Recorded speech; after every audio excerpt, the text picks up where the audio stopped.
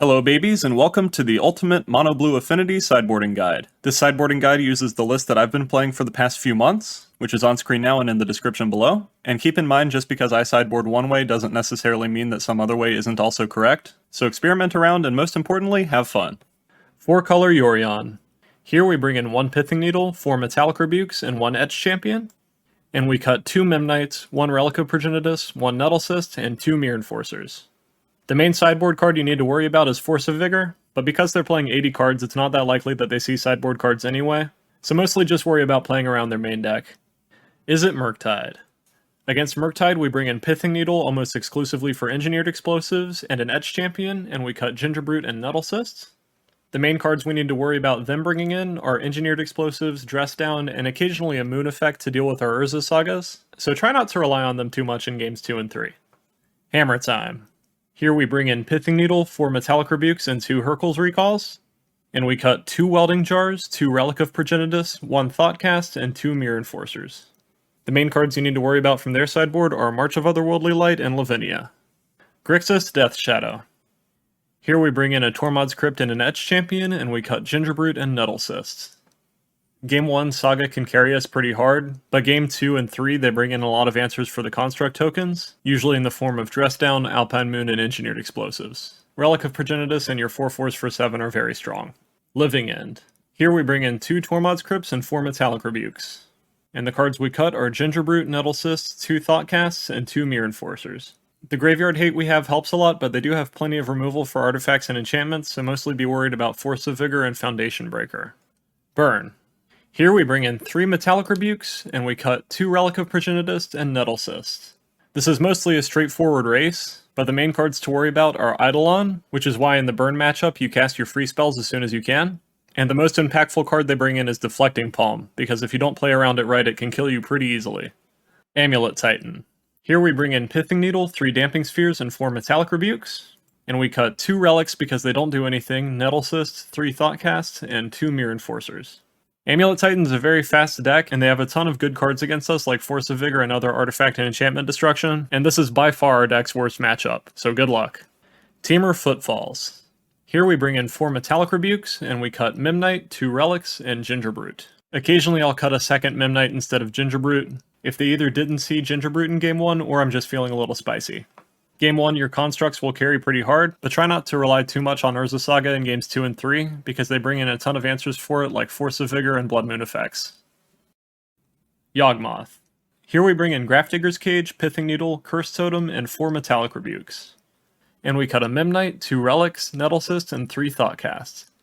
Your artifact hate pieces will protect you really well from the combo, but watch out for their artifact destruction spells like Force of Vigor and Outland Liberator, and very occasionally they'll have a Collector Roof to side in, so watch out for that.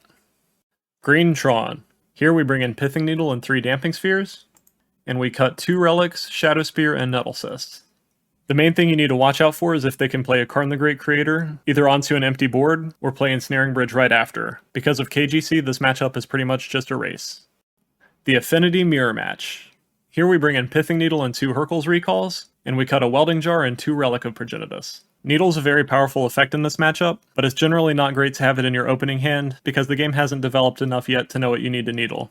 You have a lot of options for what to name, but it's usually going to be either Urza Saga, Cranial Plating, or Shadow Spear. Blue-White Control.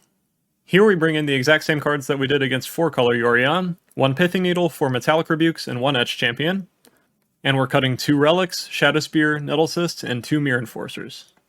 This matchup can be pretty rough, because they have March of Otherworldly Light as a way to get rid of our lands, and we have to play around Supreme Verdict by not playing too many threats onto the board. And very occasionally they'll have a Stony Silence from their sideboard, and that's never fun either.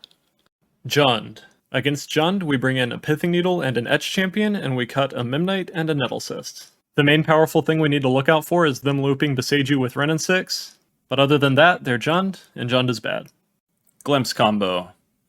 Here we bring in 1 copy of Grafdigger's Cage and 4 Metallic Rebukes. And we cut 1 Memnite, 1 Relic of Progenitus, Nettlecyst, and 2 Thoughtcasts. There are a lot of different variants of Glimpse right now, so be on the lookout for what your opponent's playing and adjust accordingly.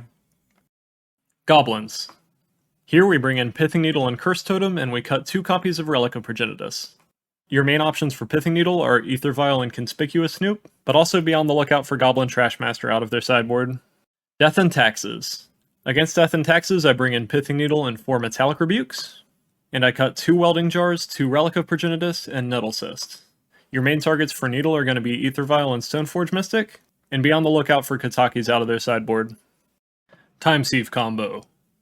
Here we bring in both Tormod's Crypts, Grafdigger's Cage, and Pithing Needle, 1 Curse Totem and both Hurkyl's Recalls, and we cut 2 Welding Jars, Gingerbrute, and Nettle Cyst, 1 Thoughtcast, and 2 Mirror Enforcers. We've got a good chunk of interaction for this graveyard and artifact-based combo deck. Use your Needle either on Underworld Cookbook or Time Sieve, and try to close out the game as quickly as possible.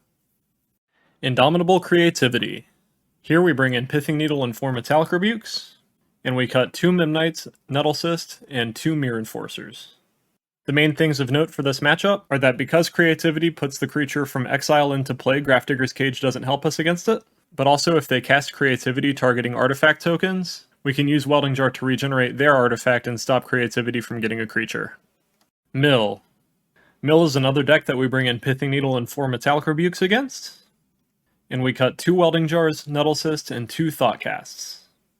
Needle is mostly for Field of Ruin and their fetch lands, and your main deck relics help a lot against Surgical Extraction and Drown in the Loch.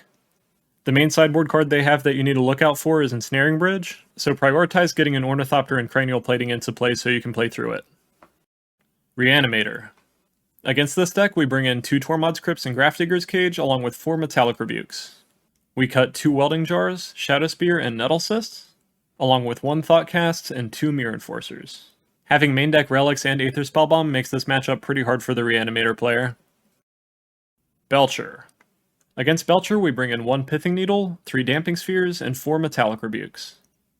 And we cut 2 relics, Aether Spellbomb, and Gingerbrute, along with Shadow Spear, Nettle Cyst, and 2 Thoughtcasts. We have a lot of hate cards, but they have artifact destruction in the form of Force of Vigor and Nature's Claim, so keep in mind that you still need a pretty decent clock. Dredge. Here we bring in 2 Tormod's Crypts and 1 Grafdigger's Cage, and we cut Gingerbrute, Nettle Cyst, and 1 Thoughtcast.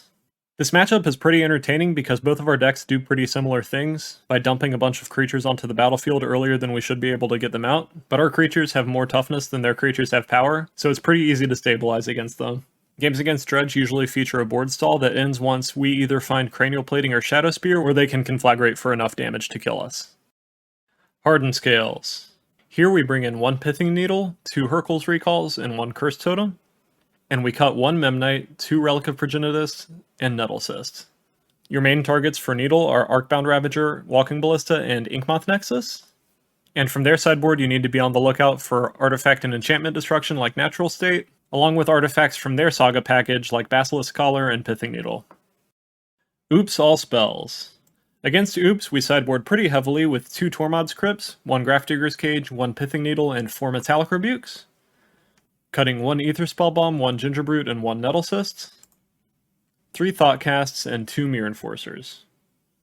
Your main targets for Needle are Undercity Informer, Goblin Charbelcher, and Salvage Titan, and they'll bring in some prismatic endings to remove your hate pieces, but as long as we apply pressure, they won't find enough in time. And perhaps most obscure, along with the matchup that we sideboard heaviest against, Neobrand. Here we bring in Grafdigger's Cage, Pithing Needle, all 3 Damping Spheres, Curse Totem, and 4 Metallic Rebukes, and we cut both Relic of Progenitus, Gingerbrute, Shadow Spear, Nettle Cyst, 3 Thoughtcasts, and 2 Mirror Enforcers. They'll have some effects to blow up artifacts from their sideboard, but we're bringing in so much hate that it's going to be pretty difficult for them to get games 2 and 3. Hey everyone, Shoe Nice again. Well, basically, go subscribe to Tezzey's YouTube channel. And for those who made it to the end of the video, thank you.